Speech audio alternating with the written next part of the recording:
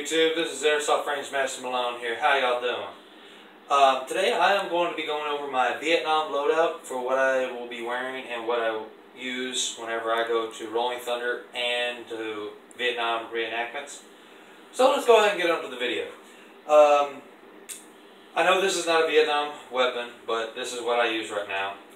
If anybody saw my last video where I was doing my loadout on my ACU loadout when I wore the D14, this is the same weapon, the G4, G26, the outer barrel suppressor. I have the suppressor, I just took it off and put another outer barrel extension. The Heckler & Koch scope on top, same as usual. Same weapon, it's nothing different. I will be getting a different one. I'll be getting a Classic Army M16 MA1. Let's go ahead and start with the actual uniform. We'll start from the head down. I am wearing a green beret that was used by a Special Forces operator from Vietnam that I had known, that lived right down the hall from us, and he had passed away, and his family left all of his gear at the house and did not know who he was. Apparently this gentleman was a Special Forces sniper in Vietnam, was attached to the 2nd Battalion 75th Rangers. He did 2 tours in Vietnam back in 68 and 69. So in honor of him, I got a hold of some of my old military buddies and got him a military funeral. And for his respect, his family left me his beret and his web gear plus 2 of his patches. But I'll get to those in a second. Farther down, I have my Vietnam green BDU uniform with the Army tab here. I know it's on the wrong side. I haven't been able to pull it over. I'm going to pull it over here and put it back over here where it's supposed to be on the right hand side. Over here I have the Army Ranger and Airborne tab on my left arm.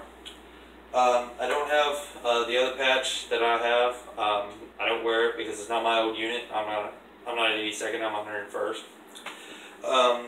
This is the Vietnam web gear, U.S. patent. This was his. Let me go ahead and just turn around and show you what looks from the back. And I'm going to go ahead and go over. It is a nylon webbing type rig, chest rig, belt with 2 pockets that hold M16 mags for my M4, mid-caps, 140 rounds. I can hold 3 in here.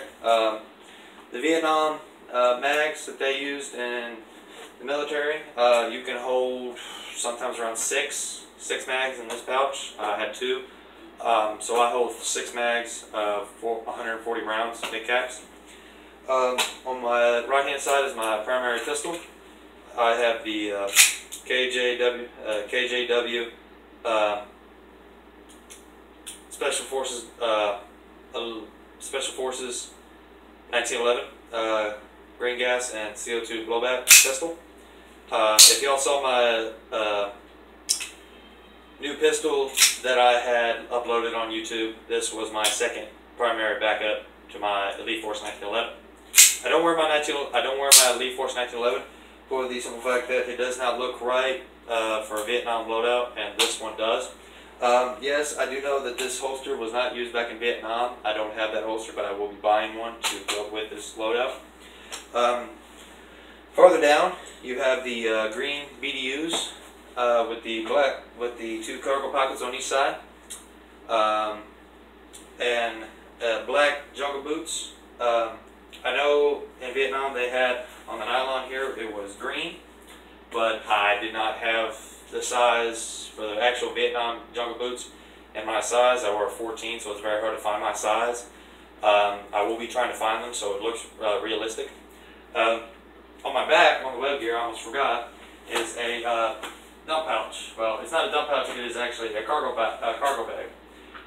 Back in Vietnam, most guys would carry rain gear and extra clothing to keep dry and socks, because there was a thing called jungle rot, where guys would forget to change their socks after being in the jungle where it's humid, it's raining all the time, and then their feet would rot and they would get a fungus which would rot their feet. So we carried extra socks in there, plus powder and extra clothing to change into, plus rain gear. Sometimes it didn't work. The rain gear didn't work worth a dang, so they didn't use it. For me, when I go to Rolling Thunder, I carry Cord's extra socks because in these and everything, you can't get that. Some sweaty feet and everything, and it kind of hurt. I also carry green gas in here, plus extra ammo. And whenever I'm at smaller events and everything, and I want to wear my Vietnam loadout, like D14, whenever they don't have like an op or everything like that, sometimes I'll go out there looking like the Vietnam era, and I will use my back pouch as a dump pouch, because that's where I will keep my mags, because I don't want to keep them in the pockets and fall them out, and then I'm having to go chase them down. I will be trying to upload more videos of other loadouts. I'm trying to do a Desert Storm loadout for a Marine Corps, the Marine Corps uniform. I will also be doing the sniper loadout that I told you all about in my last video of my ACU loadout. Right now, I'm still waiting on trying to find somewhat of a ghillie suit or a ghillie veil to put over my to attach to my boonie that I will wear. But I will surely get to my sniper video loadout as soon as I can. It may not be today, it may not be tomorrow, but it will be in a few days, I promise. If y'all want to see more videos of my loadouts, more updates on my weapons, the more I get, the updates on my gear, and game footage, I will be trying to get a fast helmet with a GoPro mount, and I will try to get some game footage at D14 and any other fields that I will be going to. I will try to get them uploaded, edit, and then send them to my YouTube channel so you will be able to see them. If you also want to see more of those videos, more loadouts, and more updates on my gear as I farther along or I get in airsoft, hit that like button, subscribe, and leave me a comment to what you think I should change with this loadout video. And as always, this is Airsoft Range Master Malone saying, have a good evening.